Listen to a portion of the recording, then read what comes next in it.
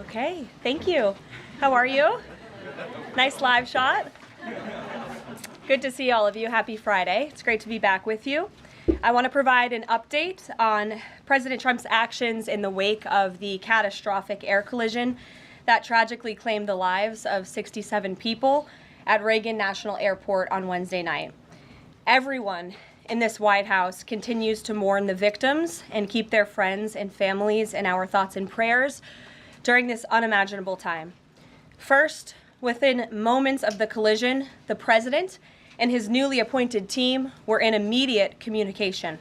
The president was briefed on Wednesday evening following the crash, again on Thursday morning, and he has continued to receive updates as recovery efforts continue on the ground. The president, as you know, took time to address the nation yesterday afternoon. To deliver accountability, President Trump swiftly signed a memorandum directing an immediate assessment of the Federal Aviation Administration to ensure the federal government is maintaining the highest personnel and policy aviation safety standards. The memorandum directs the Secretary of Transportation and the FAA Administrator to immediately review all hiring decisions and changes to safety protocols made during the prior 4 years, and to take all necessary corrective actions to achieve uncompromised aviation safety. The review will include a comprehensive assessment and reversal of any deterioration in hiring standards and aviation safety standards and protocols during the previous administration. Aviation safety was addressed by President Trump before this tragic collision even took place. On his second day in office, the president signed a memorandum to immediately stop Biden DEI hiring programs and return to non-discriminatory, merit-based hiring. And in 2018, during President Trump's first term, the Department of Transportation announced it would put an end, at that time, to use the biological questionnaire that was introduced by the Obama administration, which punished skilled applicants. President Trump has long led on the issue of aviation safety, and he will continue to do so. He will continue to deliver on the promises he made to the American people at record speed. The Senate has already confirmed 8 of President Trump's exceptional cabinet nominees, including most recently Transportation Secretary Sean Duffy, as you of course know, EPA Secretary Lee Zeldin, and Interior Secretary Doug Burgum, who is scheduled to be sworn in later today. We expect the Senate to continue quickly confirming the remainder of President Trump's well-qualified nominees in the days ahead. Earlier this week in the East Room, the president proudly signed the Laken-Riley Act into law, surrounded by Laken's loving parents and sister. This common-sense bipartisan law mandates the federal detention of illegal aliens who are accused of theft, burglary, assaulting a law enforcement officer, and any crime that causes death or serious bodily injury, like the animal who murdered Laken Riley in cold blood.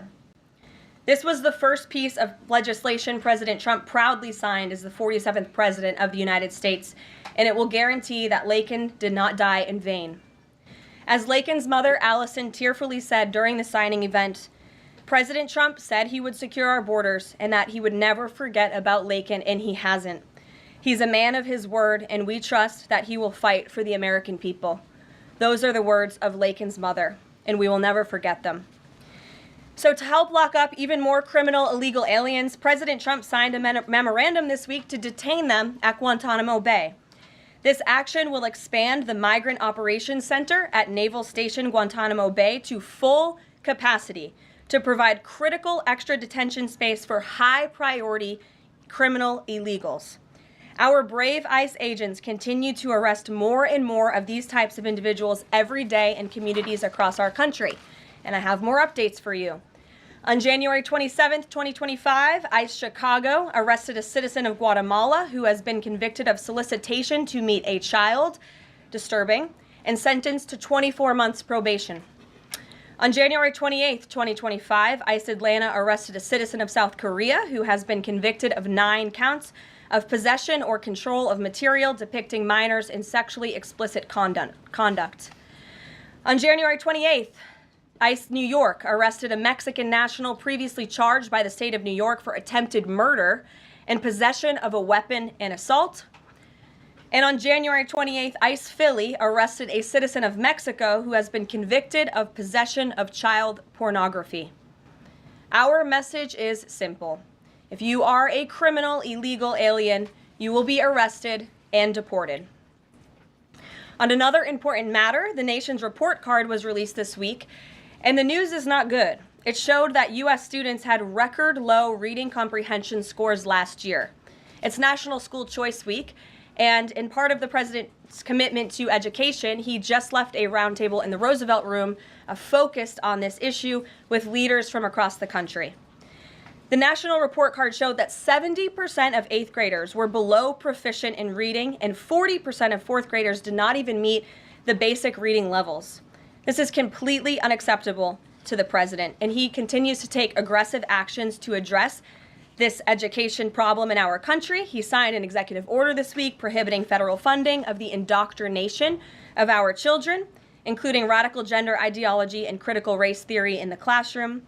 The president believes American education should focus on cultivating patriotic citizens who are ready for the workforce. And this action will help get schools back on track and defend fundamental parental rights in education. The president also signed a school choice executive order expanding educational freedom and opportunity for families. And in lighter news, but in exciting news, after announcing our briefing room changes on Wednesday, this White House has received more than 10,000 submissions from individuals across the country who are eager to join all of you. We might have to make this room a little bit bigger to do that, who want to participate in our new media seat at a future briefing. So in this seat today, we have the Ruthless podcast. They humbly started by entertaining small audiences on Capitol Hill, but after 4 years, this program has become one of the most influential podcasts in America. They previously reached #1 on the charts and earned over 25 million downloads as they deliver political news with a humorous touch. The hosts are Josh Holmes, Michael Duncan, Comfortably Smug, and the man joining us today, John Ashbrook. So with that, I will take your questions. John, please kick us off. Thank you very much. Sure. Karoline, in your first briefing, the media went after this administration for deporting illegal immigrants they claimed were not criminals. That's My right. question is, do you think they're out of touch with Americans demanding action on our border crisis? The media out of touch? I think the media it certainly is out of touch, and I think that's proven by a number of things, John. #1, there was a New York Times poll that was released prior to President Trump's inauguration by the New York Times, which of course is a legacy media outlet, that showed that 83% of Americans support deporting the individuals that you mentioned, illegal immigrant criminals, especially those who have committed heinous crimes in the interior of our country. And I received a very actually interesting statistic on this front from ICE this week. 97% of the deportations that this administration has made thus far are of individuals who had a removal order from the previous administration, but were never removed from the interior of our country. So this shows that the previous administration was actually defying our laws, and all this administration is doing is simply following the laws, the immigration laws of this great country. Thanks for the question, John. Anything else? No, that's it. Okay, great. Peter. Thanks, Caroline. If President Trump is telling us that air traffic control towers are staffed with unqualified controllers, these DEI hires who never should have been brought on, then it's not safe to fly commercially, is it? The president was asked and answered this yesterday, and he believes that it is still indeed safe, and Americans should feel safe traveling our skies. With that said, two things can be true at the same time, and we certainly have seen the deterioration of federal hiring standards at the Federal Aviation Administration, and the president wants to increase those standards. He wants pilots in this country who have the great responsibility of flying American citizens by the tens of millions every single day to be chosen for that position based on their merit and their skills. And so the administration will continue to prioritize this. Was the air traffic controller in the DCA tower on Wednesday night hired or not fired at some point because of his or her race? That investigation is ongoing. And so when we have updates on the exact individuals who were involved in the collision, including the air traffic controller, also the pilots of the helicopter and others, we will confirm those. I don't want to confirm names from this podium today. We're not in a position to do that. But I will say the president has still rightfully pointed out that there has been problems with the aviation industry over the past several years. And this started under Barack Obama in 2014. And when the president says on Truth Social, the Black Hawk helicopter was flying too high by a lot, it was far above the 200-foot limit, that's not really too complicated to understand, is it? Is he suggesting a helicopter malfunction or a crew error or a crew doing this intentionally? No, the president is simply stating what he said in that Truth Social post, which is that the helicopter was flying higher than it should have been, which is one of the reasons that led to this collision. And the other reasons for that are still being investigated, and I will let that investigation play out. Kelly. Some of our colleagues have obtained a memo from the Defense Intelligence Agency that talks about not holding any activities or programming related to Black History Month to be in line with the president's views on diversity, equity, and inclusion. Does the president plan to have a proclamation about Black History Month? In his first term, each of the 4 years of his term, he did so and called on those in government to have programming activities and celebrations. Is he going to do that this year? Yeah, the president looks forward to signing a proclamation celebrating Black History Month. I actually spoke with our great staff secretary. It's in the works of being approved, and it's going to be ready for the president's signature to signify the beginning of that tomorrow. If an agency is calling off those kinds of activities in an attempt to be in alignment with the president's views on DEI and other things, should they adjust that now and have those programs and make those celebrations however they see fit in the office? The president is leading here at the White House, and I'll leave it to the proclamation that he will sign very soon. Mary, great to see you. Thanks for having us. So I wanted to follow up on the gender executive orders you mentioned. First of all, we know that President Trump has taken a bunch of steps to protect children from irreversible transgender procedures. Is he interested in backing congressional legislation on this point? And does the Trump administration have interest in investigating doctors who perform these irreversible procedures on kids, such as a double mastectomy on a minor girl?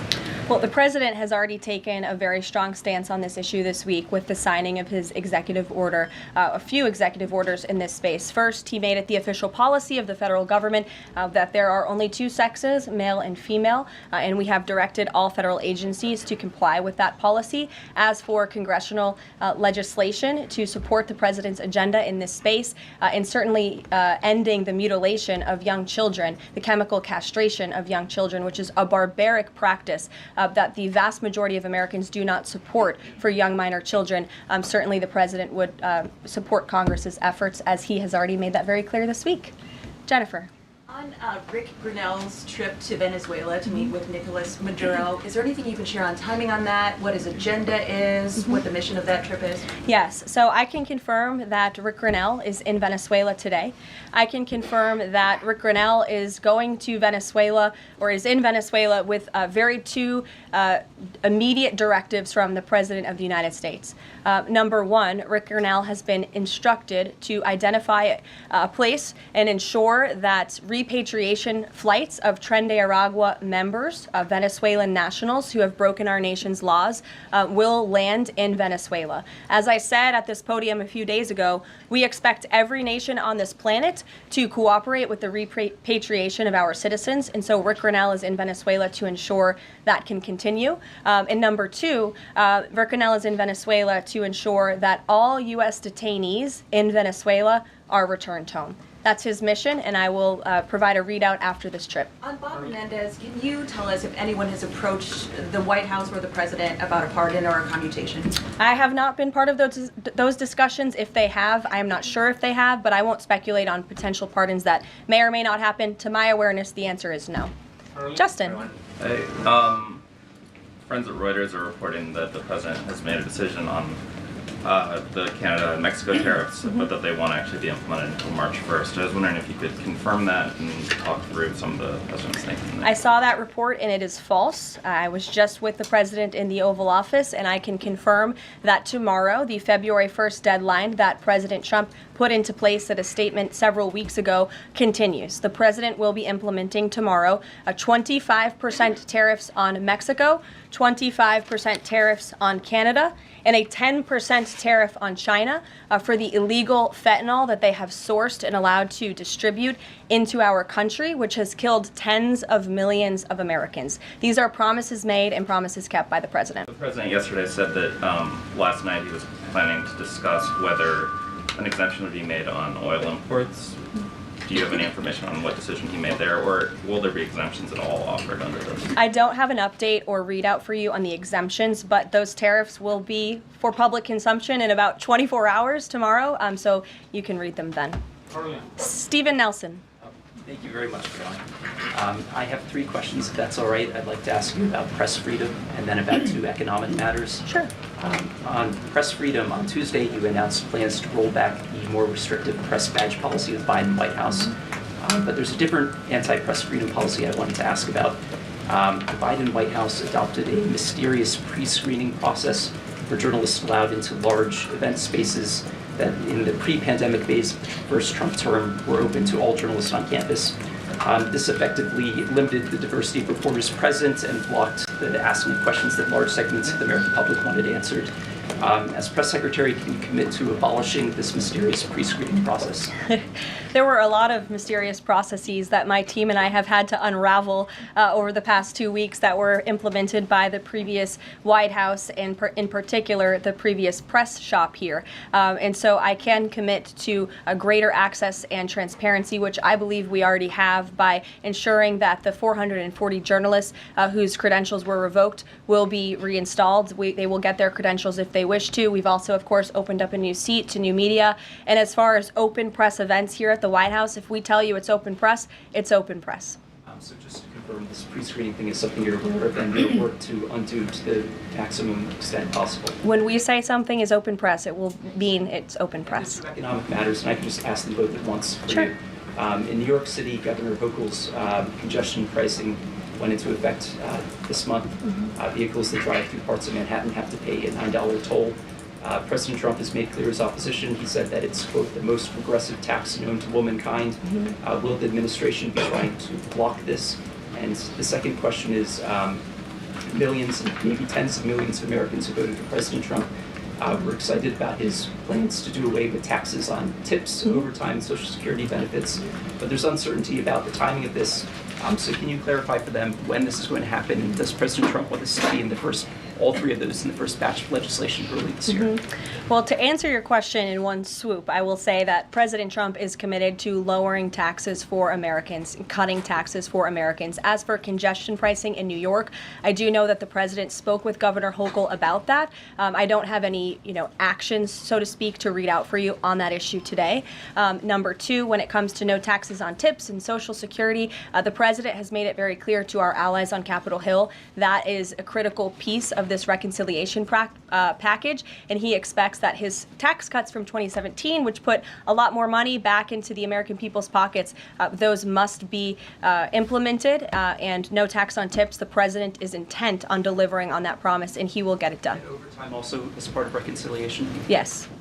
Sure. Thanks, Caroline. Can you guarantee that those tariffs won't increase prices for Americans, including at the gas pump and the grocery store? I think Americans who are concerned about increased prices should look at what President Trump did in his first term. He effectively implemented tariffs, and the average inflation rate during the first Trump administration was 1.9%. In fact, when President Trump left office, it was 1.4%. So President Trump is going to do everything he possibly can to cut the inflation crisis that the previous administration imposed on the American people, and he will continue to effectively utilize tariffs. If those tariffs do increase prices for Americans, will the administration reverse them? That's a hypothetical question, and the president is intent on ensuring that he effectively implements tariffs while cutting inflation and costs for the American people. And, the media has this way of just looking at everything in a microscope rather than looking at the whole of government economic approach that this president is taking. He will effectively implement tariffs. He's also, as I just answered from Stephen's question, administration, committed to tax cuts. He's also clearly committed, as evidenced by his executive orders, to unleashing the might of our energy industry, which we know will eventually drive down inflation, and all the other economic measures that this president has made will have a Trump incoming economic boom, just like we saw in our first term. And has the White House Sure. found any? Fox Business, yes, Yeah, go thanks. ahead. Keep that, Caroline. You're welcome. Justin Trudeau, the Canadian Prime Minister, said today that if the U.S. imposes tariffs, he will respond and he will not relent until the tariffs are removed. Are we seeing the start of a trade war with Canada? I don't think so. I think the president is going to implement those tariffs tomorrow, and he will respond to Mr. Trudeau's comments in due time, I am sure. What Sure. type of things have to happen? What does the administration need to see in order to avoid those tariffs? Well, the tariffs are incoming tomorrow on Canada. And the reason for that is because both Canada and Mexico have allowed an unprecedented invasion of illegal fentanyl that is killing American citizens and also illegal immigrants into our country. In fact, I have more language for you right here. Canada, Mexico, and China, which, as I mentioned, President Trump will implement a 10% tariff on China, have all enabled illegal drugs to pour into America. The amount of fentanyl that has been seized at the southern border in the last 2 years alone has the potential to kill tens of millions of Americans. And so the president is intent on doing this. And I think Justin Trudeau would be wise to talk to President Trump directly before pushing outlandish comments like that to the media. If I may, one more. Yes, Lindsay. Can I go back to the plane crash for one? Can I go back to the plane crash for just 1 second? You're interrupting your colleague, but Oh, sure. I'm sorry, I thought you called on me. Just I called on President. Lindsay. The president this morning said the Black Hawk helicopter was flying too high. I'm wondering if he's basing that on what he learned from investigators, and if you could offer a little bit more of a window into how he is keeping abreast of this investigation. Sure. Is the NTSB briefing him separately? Is he meeting in the Situation Room? You just sort of offer a window into that. Yeah, the president based that statement on truth because it is truth and it's fact, and it was relayed to him by the authorities who are overseeing the investigation into this horrific plane collision. And the president, as I said in my opening remarks, continues to be briefed on the collision by everybody across his cabinet, the Secretary of Transportation, the Secretary of Defense, the NTSB, who the commissioner there was in the Oval Office with him yesterday. Lindsay. I also noticed that he is not ordering Lindsay, flights go to ahead. be flown at half staff. Lindsay, go ahead. Thank you. In recent days, the CIA actually revealed that they do also believe that COVID-19 was from a lab leak in Wuhan, China. How is the president planning on responding to this additional intel from the CIA, and will it impact how he responds to them with tariffs? Yeah, kudos to John Ratcliffe for revealing that truth and that fact to the American people. Many years too late, the Biden administration had a chance to let the American people know the truth about that, and for some reason, they chose not to. I also would just like to point out that several years ago, when I was working in this press shop and President Trump would take to this podium to brief the American people on COVID-19, he suggested that COVID very well may have came from a lab in Wuhan, China. And many members in this very room mocked him for that, said he was spewing conspiracy theories. He was not. We now know that to be the confirmable truth. It took many years for it to come out, but the president was right in this instance again. Sure.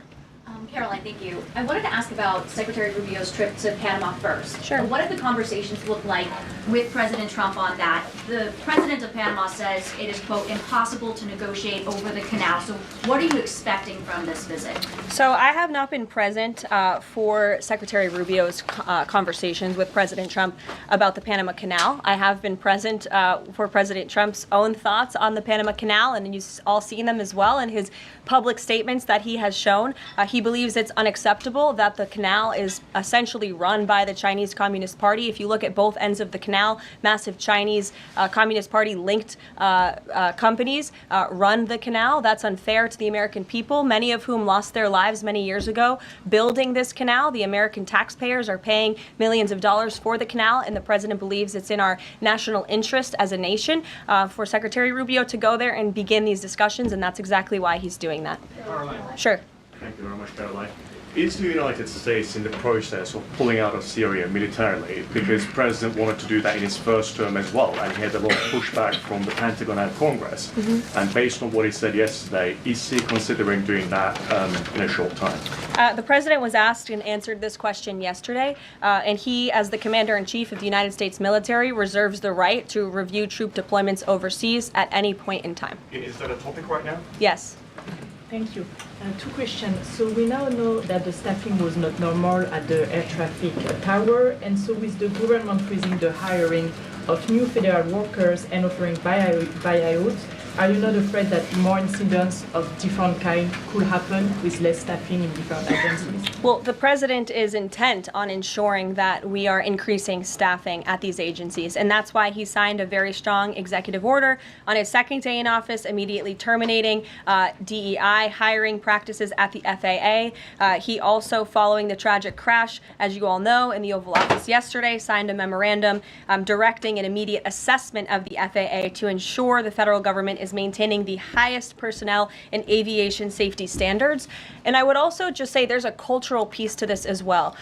If you are an American who has spent many years studying aviation and you graduate from school and you're an air traffic controller based on skill and merit, and then you apply for a job and you're forced to fill out a biographical questionnaire asking you the color of your skin and asking you where you're from in details that aren't relevant at all to the job description, I think that deteriorates the morale of people in this industry. And if you talk to people in this industry, they'll tell you that. In fact, many of them filed a lawsuit against the FAA a couple of years ago under Joe Biden's administration because they were denied positions because of this DEI hiring practice that was putting identity politics over merit and skills. That's unacceptable. And I think just to put a fine point on this, because this is the third or fourth question I've answered on this subject, when you are flying on an airplane with your loved ones, which every one of us in this room has, do you pray that your plane lands safely and gets you to your destination, or do you pray that the pilot has a certain skin color? I think we all know the answer to that question, and as President Trump said yesterday, it's common sense. Rob Crilly. Yeah, I'd just like to follow up on that last question, actually. Has there been any sort of assurance from the FAA that they will immediately improve staffing levels, given the reports of not normal staffing levels on Wednesday? Oh, absolutely. You had Secretary Duffy here yesterday at the White House at this podium saying that he is on it, and we can all trust that he definitely will be. John Decker. Thanks a lot, Carol. You called on me, right? Yes, I did. Thank you very much. As long as your name's still John Decker. It is, absolutely. Thank you. The president's meeting today with the founder and CEO of NVIDIA. What is that meeting concerning, and who sought that meeting? I don't have details on this. It's a private meeting. It will take place at 2:30 p.m. I'll try to get there in time, and I can let you know after. How's that? On Guantanamo Bay, can you give more details about setting up that detention facility at Gitmo? How will that come about? What's the timing in terms of standing it up? And of course, this has happened before during the Clinton administration. Yeah, that's right. Detainees of Cuban and Haitian descent were both detained at Guantanamo. Are you looking at that model in setting up this detention facility? Secretary Hegseth, I believe, was on television this morning answering this question, and he said that the Department of Defense is already on it. He has directed his agency to ensure that Gitmo is increasing their capacity for beds, and that's exactly what President Trump's executive order did. It directed Secretary Hegseth and also Secretary Noem to expand the Migrant Operations Center at the Naval Station to provide for this extra detention space. And as Secretary Hegseth confirmed this morning, that operation is underway. Sure. Caroline, on the tariffs, can you clarify whether those will actually be going into effect tomorrow, or Yes. whether there might be some lead time? Yes. And are those, they will be going into effect? Correct. And are those meant to be in place long term, or is there a scenario in which Canada, Mexico, and China can offer concessions and then they would be removed? At this point, the president has made it very clear those tariffs are going to be implemented and in effect. If the president at any time decides to roll back those tariffs, I'll leave it to him to make that decision. But starting tomorrow, those tariffs will be in place. Sure. Thanks, Caroline. Yes. Can you confirm a report by our friends at the Daily Mail that the British Prime Minister Keir Starmer is going to be visiting the White House in February? And also, if I may, do you have any more details on Netanyahu's visit here next week? Sure. I have not seen that report about the Prime Minister. I can go check back with our friends at the National Security Council and get back to you on that. I can confirm that Prime Minister Netanyahu will be here on Tuesday, February 4th, for a working meeting and visit with the President. And I'm sure you will all be here, very excited to cover that visit. Sure. Daniel. Thank you, Caroline. You're welcome. Back on the Guantanamo Bay subject, specifically, obviously, why does the president feel like that's the best location or a good location to make sure that Americans are safe from violent, illegal migrant crime? Well, it's a really good question, and the memorandum that he signed, the order that he signed, builds on his previous executive actions, obviously, to secure our southern border and deport illegal criminals from the interior of our country. We know that we have an issue with detention space here in the interior, which is a big reason why Congress needs to pass this reconciliation package as quickly as possible to ensure that DHS and ICE have the funding they need to detain these individuals that the administration is very swiftly rounding up and deporting, arresting and deporting these illegal immigrant criminals. And so the president feels it's an appropriate place. Taxpayers are already funding it. The space is there. Why not use it? And the Secretary of Defense, as I said, is working on that as we speak. Sure. Karoline Leavitt? Yes. Thank you so much for having me here answering a question. So I want to talk more about the success that ICE is having finding these violent criminal aliens, some of them being sexual predators. But my friend Ben Bergquam reports that the Chicago mayor and the Illinois governor are preventing ICE agents from going into jails and prisons to enforce detainers against illegal aliens.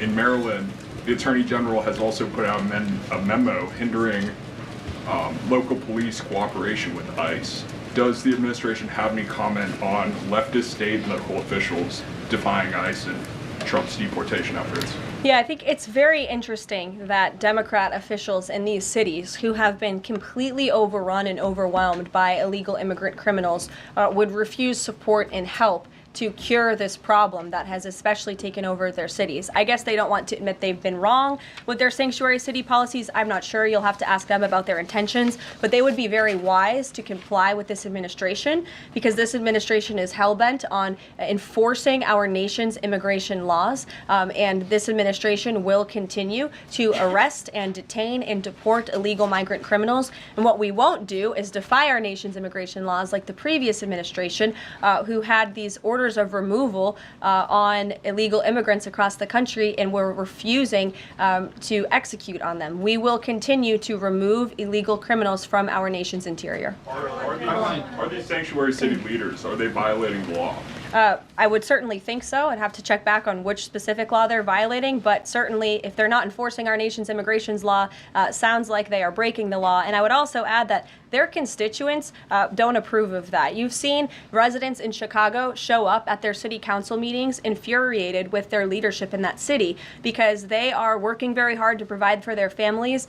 They want public safety and law and order, and their officials have abandoned those very basic American principles in these cities. And the American people want law and order. It's, again, an overwhelmingly popular policy to deport illegal criminals from our nation's interior, and this administration will continue to affect that goal.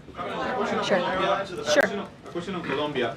We just interviewed Colombian President Gustavo Petro, and he insisted that he's not going to take any Colombian deportee from the U.S.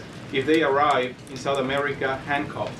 How this administration responds to that? When did the Colombian president make those remarks? Today, for an interview with us at Univision. Well, I will share those with the President of the United States, and I will get back to you on his response. What happens if Nicolas Maduro?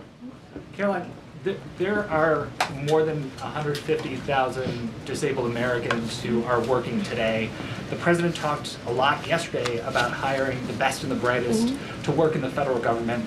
Safety aside, does he believe that disabled people do have a place to work in the federal government? And does he also support the current protections for disabled people working in the private sector as well? The president has made it very clear that this is a common sense solution to solving some of the problems that we have seen at the Federal Aviation Administration and also when it comes to many of the federal agencies across our government.